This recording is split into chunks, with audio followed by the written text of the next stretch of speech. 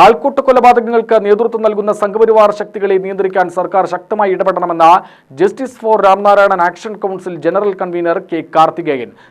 സംഘപരിവാർ അജണ്ടയുടെ ഭാഗമാണ് വാളയാറിലെ രാംനാരായണന്റെ കൊലപാതകം. രാംനാരായണത്തിന്റെ കുടുംബത്തിന് സർക്കാർ നൽകിയ വാഗ്ദാനം പാലിക്കപ്പെട്ടിട്ടില്ലെന്നും ആക്ഷൻ കൗൺസിൽ. മഹാത്മജിയെ വെടിവെച്ചു കൊന്നതിന്റെ ലക്ഷ്യം പൂർത്തീകരണത്തിനായി സംഘപരിവാർ സംഘടിത പ്രവർത്തനം നടത്തുകയാണെന്നും കാർത്തികേയൻ വാർത്താസമ്മേളനത്തിൽ പറഞ്ഞു.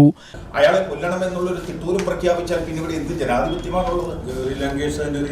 ഇല്ലേ? അപ്പൊ അനവധി സംഭവങ്ങൾ കൊണ്ടാണ് നമ്മൾ പറയുന്നത്. ഇനിയിപ്പോ SDPIക്കാരോ ഇനി നമ്മുടെ ജമാഅത്തുകാരോ കൊന്നു കഴിഞ്ഞാൽ ആ പ്രതികളെ രക്ഷിച്ചെടുക്കുക എന്നുള്ളത് നമ്മുടെ അജണ്ടയല്ല. നമ്മൾ അതിനു വേണ്ടിയിട്ടും ശബ്ദിക്കും. അതാണ് മനുഷ്യാവകാശ പ്രവർത്തനം എന്ന് പറയുന്നത്. ഇപ്പം നമ്മുടെ കേരളത്തിൽ പ്രത്യേകിച്ച് ഇന്ത്യയിലെ ഏറ്റവും പ്രബലനായിട്ടുള്ള ഒരു മാധ്യമപ്രവർത്തകനുണ്ട്, മൂന്തൻ സീമേനൻ, മരിച്ചുപോയി അദ്ദേഹം. നമ്മളിപ്പോൾ കേട്ട് കാണും. അദ്ദേഹം പറയാം എന്താണ് തീവ്രവാദം. നേരത്തെ സക്കീറുമായി ചോദിച്ചു എന്താ തീവ്രവാദം. തീവ്രമായി വാദിക്കുന്നത് ആണ് തീവ്രവാദം. അത് സത്യമാണ്, മനസ്സിലായി. മറ്റൊരു ഭീകരവാദമാണ്.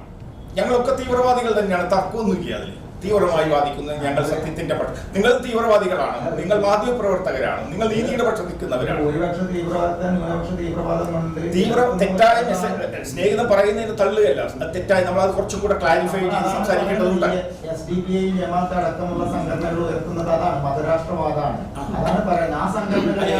ഇതിപ്പോ പിന്നെ നമ്മുടെ ഇടതുപക്ഷ പിണറായിയൊക്കെ പറയുന്നത് പോലെ ന്യൂനപക്ഷ തീവ്രവാദവും ഭൂരിപക്ഷ തീവ്രവാദവും രണ്ടും ആപത്താണ്. നമുക്ക് അപ്പം പരിശോധിക്കാവുന്നത്.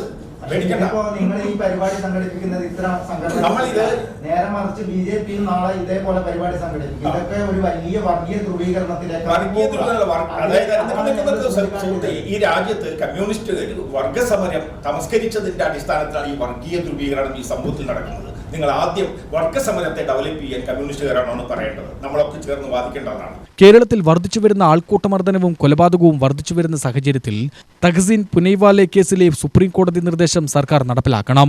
സംഘപരിവാറിന്റെ ആൾക്കൂട്ടമർദ്ദനത്തിനും കൊലപാതകത്തിനും ഇരയാവുന്നത് ദളിത് സമൂഹവും മതന്യൂനപക്ഷങ്ങളുമാണ്. ബ്രാഹ്മണിക്കൽ സമൂഹം സൃഷ്ടിക്കുകയെന്ന ഗൂഢപദ്ധതിയാണ് സംഘപരിവാർ നടപ്പിലാക്കുന്നത്.